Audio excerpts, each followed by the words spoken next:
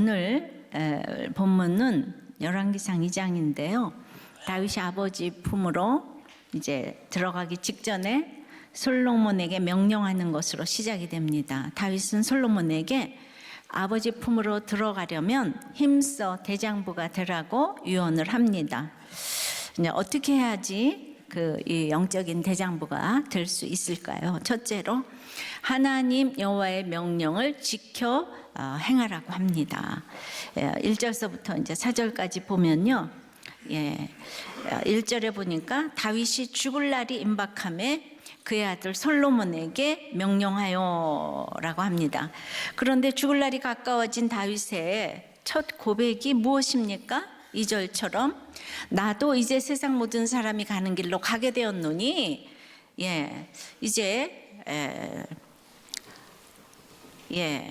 그래서 이제 그 별 인생이 없다는 거예요. 이걸 아는 것이 대장부이고 거기 그래서 힘써 라는 말이 붙었어요. 그러니까 나를 부르신 이도 하나님이시지만은 힘써 대장부가 돼야 하는 그 힘써야 하는 자유의지도 주셨어요. 그러니까 어떻게 힘쓰라고 하나요? 3절에 보니까 다윗은 무엇을 하든지 어디로 가든지 형통케 하기 위해서는 여호와의 명령을 지켜 그 길로 행하여 그 법률과 계명과 율례와 증거를 모세의 율법에 기록된 대로 지키라. 저 이 말씀이야말로 완전 큐티입니다. 날마다 기록된 대로 명령을 듣고 지켜서 그것을 이제 그 길로 행하라고 하십니다. 날마다 큐티하고 적용하고 순종하는 것이 바로 대장부의 삶입니다. 네, 여러분, 능력이 하나님보다 더 있는 사람이 어디 있겠습니까? 그 하나님이 내 하나님이 되어서 내가 그 하나님께 순종하기만 하면 어디로 가든지 무엇을 하든지 오늘 형통하리라. 그리고 약속을 해주시는 거예요. 지금 형통할지라 주님이 약속하면 틀림없거든요. 이렇게 단순하게 믿기만 하면 되는데 이게 참 어렵지요. 안 돼요. 예를 들어 내 아이가 부모의 능력을 고스란히 물려받아서 잘 쓰면 될 텐데 3살 꼬마가 저가 잘났다고 능력을 구해서 부모를 이기겠다고 하면 이 기가 막힐 일 아니겠습니까? 그런데 열왕기에 이렇게 왕들을 보면 하나님보다 더한 능력을 구하다가 망하는 얘기로 완전히 도배가 되어 있어요. 집에서도 남편보다 능력이 출중한 아내가 있고 또 부모보다 나은 자식이 있고 회사에서도 상사보다 나은 부하가 있을 수가 있죠. 그런데 그 능력으로 평가된다면 그 집안도 회사도 다 지옥일 것입니다. 그런데 형통이라는 게 무엇입니까? 이 땅은요, 주님이 악하고 음란한 세상이라고 그랬어요. 주님의 길을 따르려면 십자가를 길러 놓고 가야 하는데요. 그러면 어디로 가든지 형통하리라고 약속을 해주셨는데요. 그래서 이 주님은 형통케 되기 위해서 질서라는 걸 주셨어요. 이게 뭔 얘기인가 하면 예수님이 이 땅에 오셔서 공생의 첫날에 세례 요한에게 세례를 받으셨는데 이건 이제 그 피조물이 조물주가 피조물한테 세례 받은 거죠. 이거는 사람이 돼지에게 세례를 받는 것보다 더한 낮아짐이라는 거예요. 그만큼 낮아지신 주님이 주님의 이 십자가 사역을 예표하신 것이고요. 그리고 결론은 십자가로 마감을 하셨어요.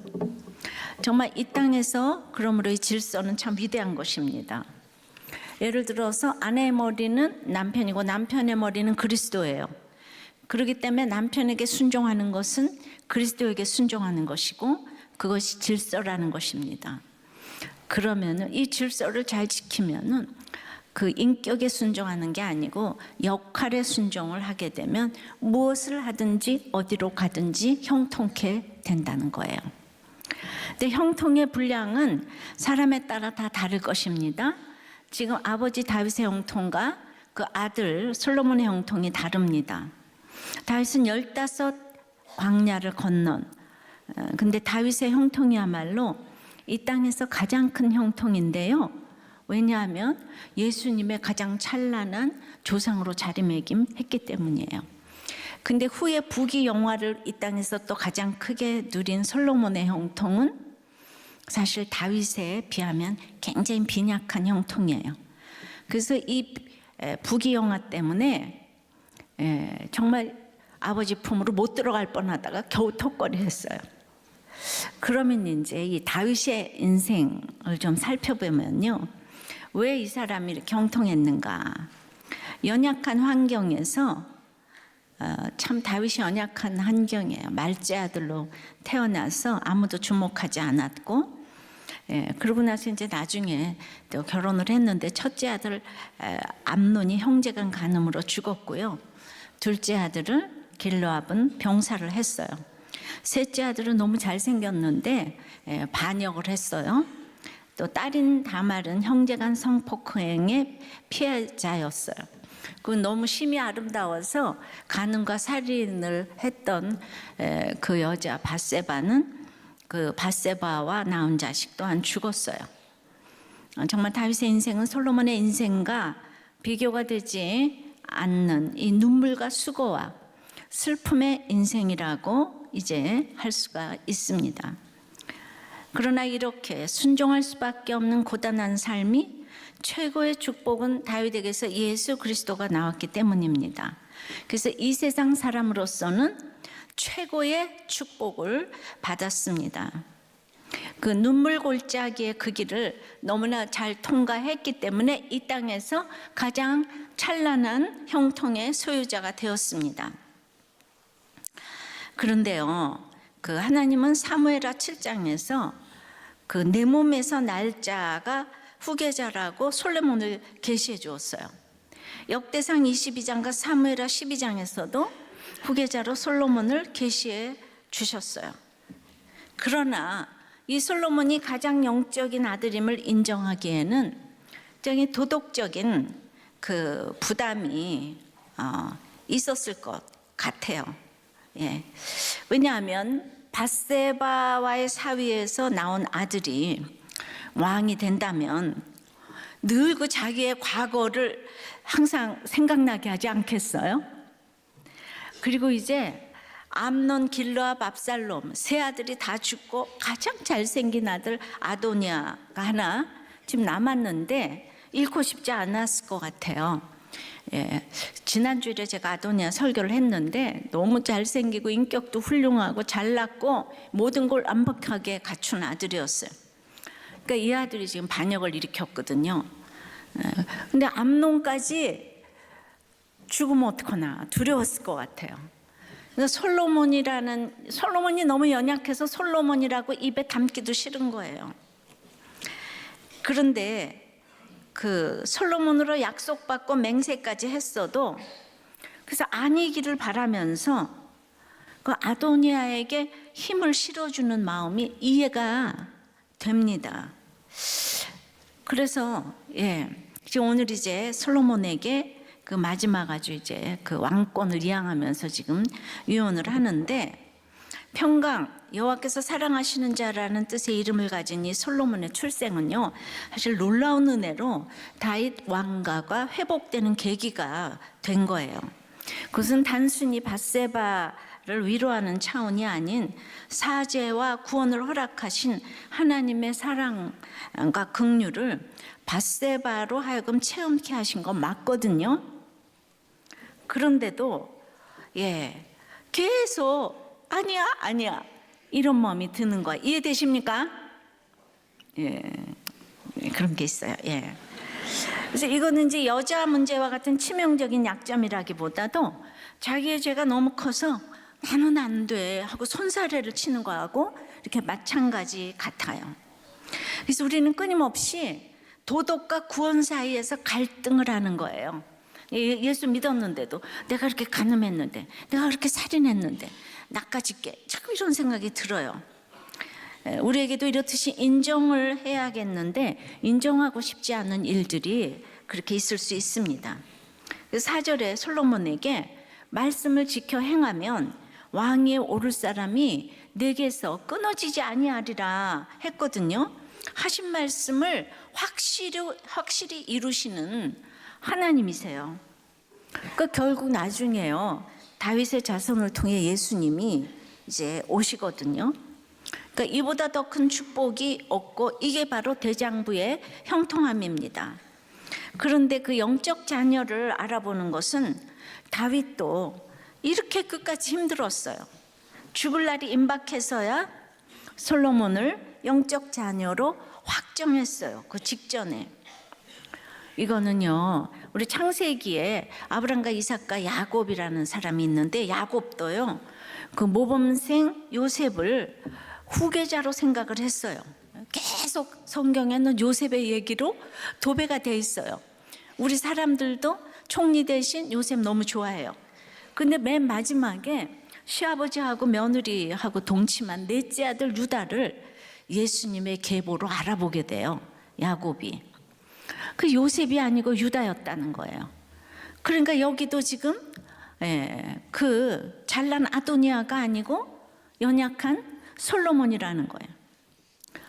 그래서 이런 확신을, 영적 아들을 알아보는 확신을 갖게 되면 이 사명을 잘 감당했다고 할 수 있습니다. 영적 아들을 알아보면 이 세상에 사실 미련이 없어요. 다윗이 여자도 끊었는데 뭔 미련이 있겠습니까? 적용을 좀 한번 해보실래요? 대장부가 되기 위해서 힘쓰는 것은 무엇입니까? 세상 스펙입니까? 큐티하고 적용하는 것입니까? 여러분은 다윗의 형통과 솔로몬의 형통 중에서 무엇을 택하시겠어요? 다윗은 자신의 형통을 닮으라고, 그래서 힘써 대장부가 되라고 했습니다. 2002년 5월 5일 날이에요. 친정 부모님을 모시고 이제 어버이 주일이라고 저녁 때 식사를 대접하면서 이렇게 기도를 했어요. 다윗에게 죽을 날이 임박한 것처럼 우리도 언젠가는 이 세상 사람이 다 가는 길로 가겠지만 이 땅에 살면서 영적인 그 자손을 키우기 위해 애를 써야 합니다. 그것이 이 땅에 온 인생의 목적과 의미가 아니겠습니까? 우리는 또 다 영적인 솔로몬이 되는 것이 아버지를 기쁘게 해드리는 길이 될 것입니다 하면서 이 말씀으로 제가 기도를 했어요. 그랬더니 기도가 끝나니까 아버지께서 그거 오늘 묵상 본문이가? 물어보셨어요. 그런데 바로 다음 날 월요일에 아버지가 입원을 하셨어요. 폐에 물이 차서, 정말 생각도 못한 일이었는데 물이 차서 호흡곤란이 왔는데 이제 검사 결과는 늑막액에서 암세포가 발견되었다는 거예요. 정확한 발암 위치를 잘 모르지만 상태가 참 이제 안 좋다고 했어요. 의사도 간호사도 이런 사실을 이제 보호자에게 참 어렵게 통보를 했어요. 굉장히 어려워하더라고요. 그런데 대장부가 되는 것은 믿음 안에 있으면 누구나 가능한 일이라는 거 말씀드리고 싶어요. 언니와 저는 아버지의 상태를 듣고 나서 바로 아버지에게 알렸어요. 그리고는 아버지 어떠세요? 할렐루야세요? 그랬더니 우리 아버지가 고럼 할렐루야야. 나는 이제 소망이 하나님밖에 없어야. 거저 사람은 한 번 죽는 거야. 항암 치료 이런 거 다 소용없으니 신경 쓰지 말라고 하셨어요. 그때 이제 6인용 병실에 계셨기 때문에 옆에 있는 사람들이 이 얘기를 다 들었어요. 그냥 전도가 자연스럽게 됐어요. 본인이 암에 걸렸다는 소리를 지금 처음 전해 들었는데 되려 이렇게 말씀을 해주시니까 저희가 웃어야 될지 울어야 될지 잘 모르겠더라고요. 저도 사실 울 생각이 하나도 없었는데 아버지가 너무 잘 받아들이시는 그 모습을 뵈니까 눈물이 나더라고요. 그래서 이 일이 너무 이제 큰 일이니까 원목이 오셔서 이제 그 통고하러 지금 원목이 오시는 거예요. 기도해 주시러 왔는데, 그래서 기도까지 받으시고 이제 점심시간이 되어서 식사가 나왔는데, 평소와 다름없이 식사를 한 톨도 남김없이 천천히 깨끗하게 완전하게 비우셨어요. 그래서 저도 나중에 저럴 수 있을까 하는 생각이 들었습니다. 옛날에 남편이 마지막까지 구원에 확신 있는 모습을 보여주고 가더니 아버지도 똑같은 모습을 보여주었어요. 죽음을 넘어서는 것이 가장 대장부라고 이제 생각합니다. 그래서 제가 정말 놀랐어요. 옆에 있던 딸도 그 모습을 보고 놀랐는데, 그런 것이 우리 집안의 그 믿음의 유산을 보여주는 것이 아닐까 싶었어요. 친정어머니가 교통사고로 돌아가실 때까지 저희는 4대째 모태 신앙이고 다 교회 다니고 또 이렇게 다 봉사도 했지만은 거듭난 사람이 하나도 없었어요. 그러니까 교회를 다닌다고 다 거듭난 게 아니에요.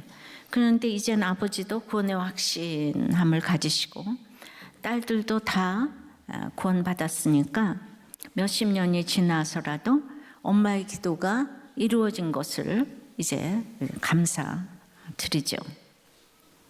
그런데 어떤 집사님의 정말 겉모습의 이 대장부 같은 시아버님은 이제 80이 넘으셨는데 교회도 나가시는데 암 선고를 받으셨어요. 며느님께서 딸마다 그 얘기를 말씀을 못 드려서 안타까워해서 빨리 말씀드려서 복음 제시를 하시라. 날마다 이렇게 숙제를 내드렸어요. 그런데 너무 믿는 가족들이 방해를 해가지고 말씀을 못 드리다가 드디어 말씀을 드렸는데, 이 대장부 같은 아버지가 얼마나 화를 내시는지 사실 인정하지 않으시고, 그 다음에 이제 내가 이러면 낫겠다, 저러면 이걸 먹어야 된다, 저길 가야 된다 계속 그러시면서 가족들을 힘들게 하신다고 했어요. 그러니까 우리가 믿음의 확신을 가지면 얼마나 두루두루 가족들에게도 좋은 일을 이렇게 주시고 남겨주시는지 그 생각을 합니다. 적용해 보세요. 날마다 자녀들에게 무엇이 되라고 이르십니까? 또 어떤 말을 해야 가장 도움이 되는 유언이 될까요? 바라는 것들이 너무 많겠지만 그래도 하나님의 계명을 애써 지키라고 하는 것이 가장 축복된 유언 아닐까요?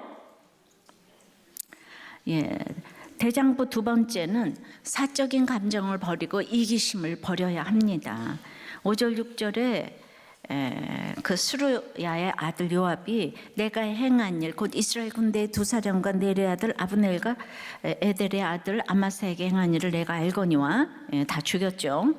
그가 그들을 죽여 태평시대에 전쟁의 피를 흘리고 전쟁의 피를 자기의 허리에 띤 띠와 발에 신은 신에 묻혔으니 내 지혜대로 행하여 그의 백발이 평안히 수월에 내려가지 못하게 하라. 지금부터는 이제 앞에는 영적인 유언을 했으면 지금은 구체적인 정치적인 유언을 합니다. 영적인 사람은 구체적인 사람이라고 했습니다. 자, 요압을 보면 내게 잘한다고 해서 하나님 나라의 충신이 아닙니다. 사적 감정을 버리고 이기심을 버려야 한다는 것이죠. 요압이 하나님 나라를 위해서보다는 자기의 이익과 감정 때문에 사람을 죽였기 때문에 요압을 처리하라고 하는 거예요. 근데 요압은 육적으로 다윗을 가장 많이 도운 사람이에요. 간음할 때도 도와줬고, 잘난 척할 때, 인구조사할 때도 도와줬고, 또 압살롬이 반역했을 때도 다윗을 도와준다고 그 사랑하는 아들을 죽였죠, 그죠? 그런데 그 도움이 다윗을 강대국 되게 했어요. 그 세상적으로는 없어서는 안 되는, 그러니까 없어서는 안 되지만 다윗이 하나님의 사람이기 때문에 요압이 뜨거운 감자인 거예요. 갈 수도 안 갈 수도 없는 사람이에요. 자, 요압은 세상에 성공했습니다. 그런데 그가 쌓아온 이루고 싸운 공적들은 나라와 민족을 위한 것도 아니고 하나님 나라를 위한 것도 아니고 오직 자신의 성공만을 위해 달렸고, 환난 당할 때도 오직 자기 이익만을 구했고, 또 자기 유익이 안 될 때는 가차없이 다윗의 뜻도 어겼어요. 그러니까 오늘 다윗이 죽기 전에 요압이 흘린 무죄한 피값을 꼭 물어야 한다고 솔로몬에게 유언을 남긴 것이에요. 다윗이 직접 요압을 제거하기가 너무 힘이 들어요. 여긴 이모 아들이기도 하거든요. 그러니까 하나님께 사무엘하 3장 39절에 얼마나 힘든지 내가 오늘 약하여서 스루야의 아들인 이 사람들을 제어하기가 너무 어려우니 여호와는 악행한 자에게 그 악한 대로 갚으실지로다 하면서 기도를 다 했어요. 다윗이 이렇게 하나님이 처리해 주기까지 끊어내지 못할 사람이 있어요. 근데 다윗은 산전수전 다 겪었기 때문에 그래도 요압을 상대하면서 여기까지 왔지만, 솔로몬은 요압을 상대할 수 없기 때문에 이제는 죽이라 이러는 거예요. 죽이라. 하나님이 어떻게 저렇게 죽이라 그럴 수가 있나. 이제 그거를 여러분들은 대장부가 되려면 이걸 잘 오늘 들으셔야 되는 거예요. 예.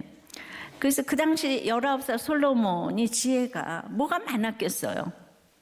그런데 이제 연약한 가문이고 밧세바와의 사회에서 출생한 자기의 출신을 생각하면서, 아까 집사님이 자기가 첩의 딸이라고 얘기했잖아요. 그러니까 그것 때문에 마음이 가난했을 것 같아요. 그래서 저는 그래도 그 마음이 가난한 것이 최고의 지혜라고 생각을 합니다. 근데 다윗이 영적이기 때문에 솔로몬이 지금 뭔가 되어서라기보다 솔로몬에게 지혜를 주시는 거, 하나님을 의지하면서, 자, 믿음은 바라는 것을 실상으로 놓고, 그죠? 예, 그리고 유언을 한 것이라고 봐요. 치명적인 약점인 여자를 끊으니까 하나님께서 다윗에게 영적인 실력을 주셔서 분별하게 하셨다는 생각이에요. 그래서 솔로몬에게 6절에는 그래서 네 지혜대로 행하라, 9절에는 너는 지혜 있는 사람이라고 격려를 하십니다. 그래서 지금 되어 있는 사람보다 가능성을 봐야 돼요. 능력의 가능성보다는 믿음의 가능성인 이 믿음의 씨를 봐야 되는 거예요. 이 믿음의 씨를 보는 사람이 최고의 대장부. 근데 자꾸 덧붙여요. 나는 다른 거 하나도 안 보는데 오직 믿음과 외모 하나 봐. 또 어떤 사람은 나는 믿음과 학벌 하나밖에 안 본다니까. 나는 믿음과 그 돈, 다른 거 아무것도 안 봐. 나는 외모도 안 봐, 학벌도 안 봐, 돈. 예, 믿음을 본다는 것이 무엇인지도 이제 모르는 사람이 많아요. 하나님이 행하실 일을 기대하지 않으면은 지금의 솔로몬으로 보면은요, 하나님의 사랑하시는 자 여디디아로 볼 수가 없는 거죠. 하나님 사랑하시는 자라 그랬어요. 그러면은 그에게 있을 지혜도 우리는 구하지 않아요. 예, 다 지금 있는 걸로 보니까. 역대상 22장 13절에도 그때 네가 만일 여호와께서 모세를 통하여 어쩌고 저쩌고 하면 형통하리니 강하고 담대하여 두려워하지 말고 놀라지 말지어다. 솔로몬이 그러니까 너무 두려워하고 놀라는 인생이에요. 지금 보니까 너무 유약한 거예요. 그래서 너는 지혜 있으니 네 지혜대로 하라 그러면서 본인인 다윗이 가장 힘들었던 요압을 처리하라고 자기도 못한 거를 솔로몬에게 아주 굉장히 힘든 전쟁을 부탁하는 거예요. 근데 다윗에게는 힘들었지만 솔로몬에게는 또 쉬울 수가 있는 거예요. 그러니까 이제 이게 사업을 하고 정치를 하고 이게 큐티를 해야 돼요. 이 말씀이 인간론인 거예요. 똑같은 일이 이 사람에게는 어렵지만 이 사람에게는 또 쉬운 거예요. 자, 헨리 나우엔의 글을 인용하면요, 장애우에게 가장 큰 폭력은 힘이 없다고 대신해 주는 거래요. 그래서 그 도와주는 것이 폭력이고 도와주지 않고 같이 살아주는 것이 최고의 격려라는 이제 간증이에요. 근데 장애우도 그럴진데 우리 멀쩡한 부모라면 어떤 기가 막힌 일이 있어도 이혼하지 않고 사람만 줘도 자녀들에게는 최고의 혼수이고 예단이 되는 것입니다. 그냥 부모는 살았다는 것만으로도 최고의 부모인 거예요. 뭐 이렇게 그냥 좋은 부모 아니어도 돼요. 그냥 사람만 주세요. 예. 오늘 이혼을 생각하고 왔다면 그냥 진짜 그건 바보예요. 왜냐하면 그 다윗이 17명의 아들을 낳고 얼마나 다윗이 바람둥이인지 몰라요. 솔로몬은 여자가 1000명이에요. 남자들은 바람이 전공이에요. 그러니까 바람 한번 폈다고 뭐 이혼하고, 정말 이건 너무 어리석은 거예요. 예, 진짜 이 바람 핀 사람들이 대장부가 되잖아요. 근데 바람 한번 안 핀 사람은 정말 괴로워요. 예, 의의가 하늘을 찔러서 예수 믿기가 하늘의 별따기예요. 오늘 가치관이 바뀌어지길 바랍니다. 다윗은 다른 사람들에게 일을 부탁할 수 있지만 하나님 나라를 위해서, 이 솔로몬의 통치를 위해서는 이거는 솔로몬이 처리해야 될 전쟁이라는 걸 알았어요. 근데 이 요압을 처리하라는 이 얘기가 이 의로운 아도니아 같은 사람한테 안 통하는 거예요. 어떻게 국방장관을 처리할 수 있냐, 이럴 수 있잖아요, 그죠? 그러니까 이 요압을 처리하라는 이 얘기가 17명의 아들, 19명의 아들들 중에서 이 이야기가 통하는 자녀가 그 많은 자녀 중에 연약한 솔로몬 한 사람이었다는 거죠. 이 일이 어려워요. 이게 말이 안 통하는 거예요. 잘난 사람들하고 말이 안 통하는 게 있어요. 그러니까 우리도 우리의 자녀가 힘들어하니까 다 대신해 주고 싶은 게 너무 많아요. 공부도 대신해 주고 싶고, 학원도 대신 가지고, 운동도 대신해 주고 싶고, 먹는 것도 대신 먹어주고 싶고.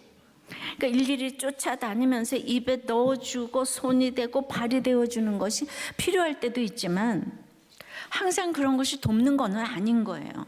힘든 모습, 있는 모습 그대로 곁에서 있어주는 것이 가장 자녀를 위해 섬겨주는 거라는 거예요.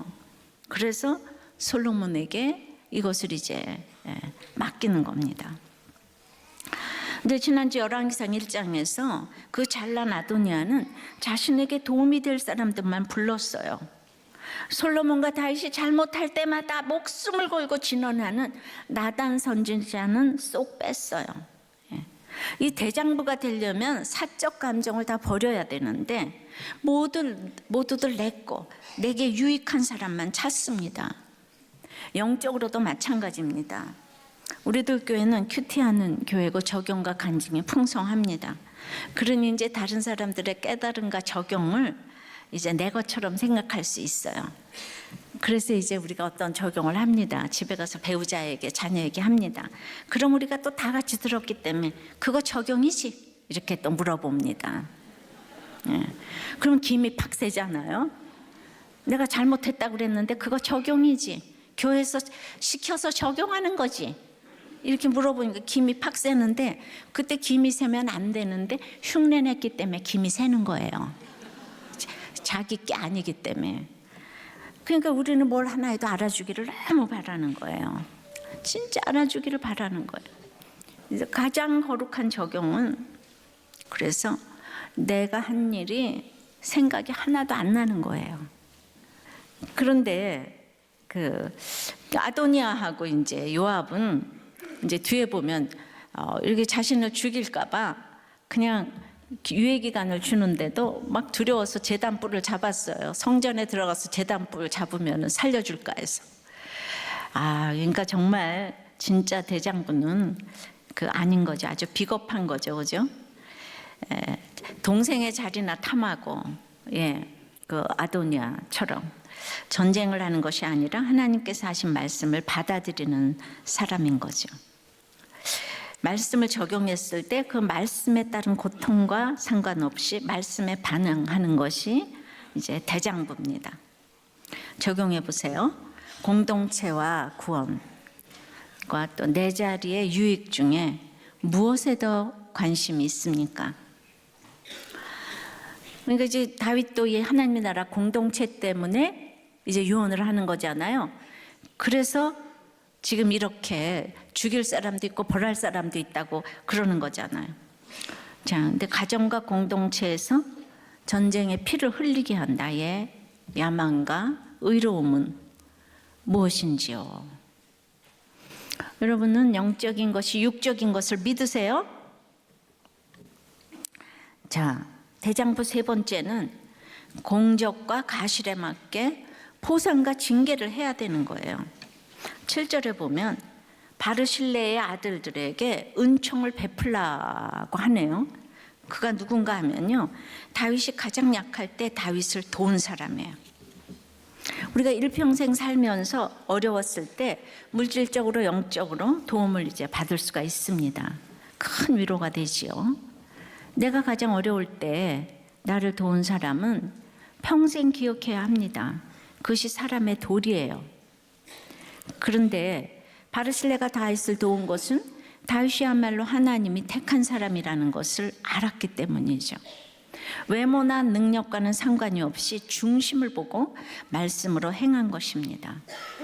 그래서 이 바르실레의 아들들에게 다윗이 도망갈 때 도왔기 때문에 이제 그 아들들에게 은총을 베풀라고 유언을 합니다.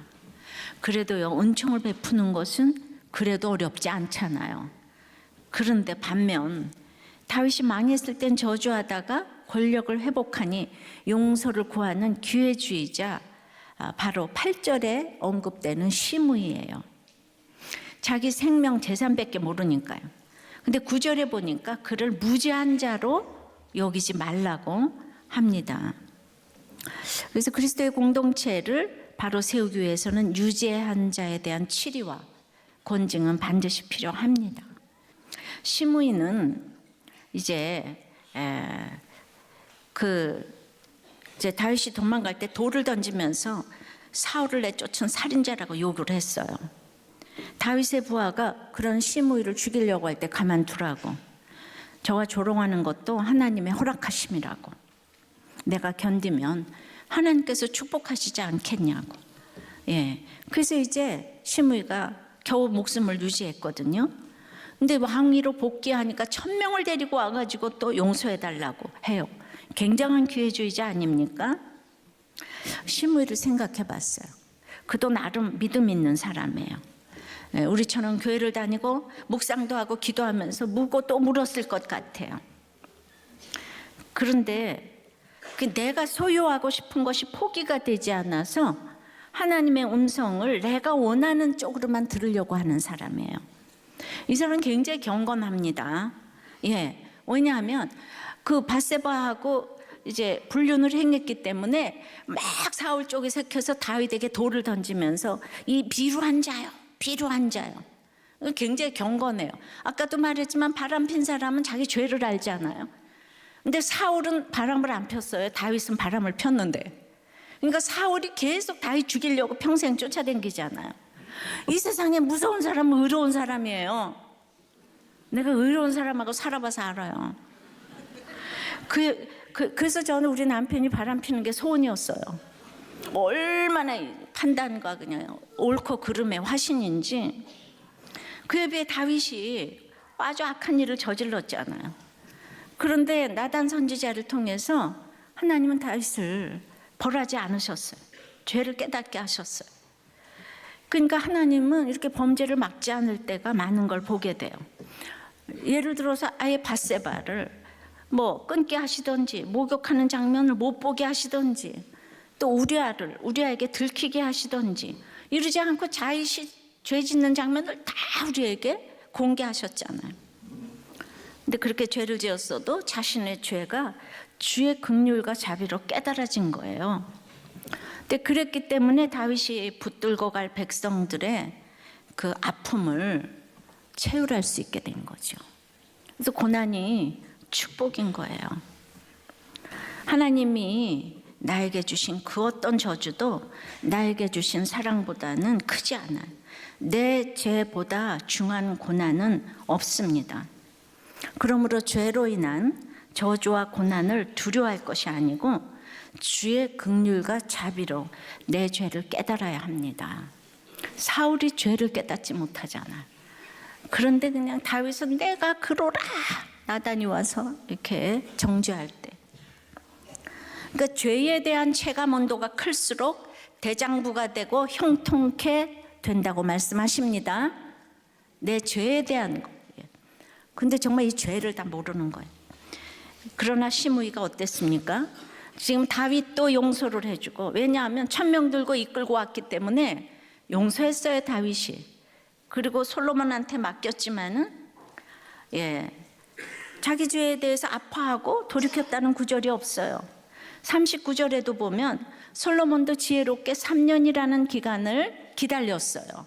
거기서 꼼짝도 말고 나가지 마라, 예루살렘에서 나가지 말라 그랬는데 종이 떠났다고 종 찾으러 본인이 자기가 떠났어요. 여러분, 용서와 심판은 별개의 문제입니다.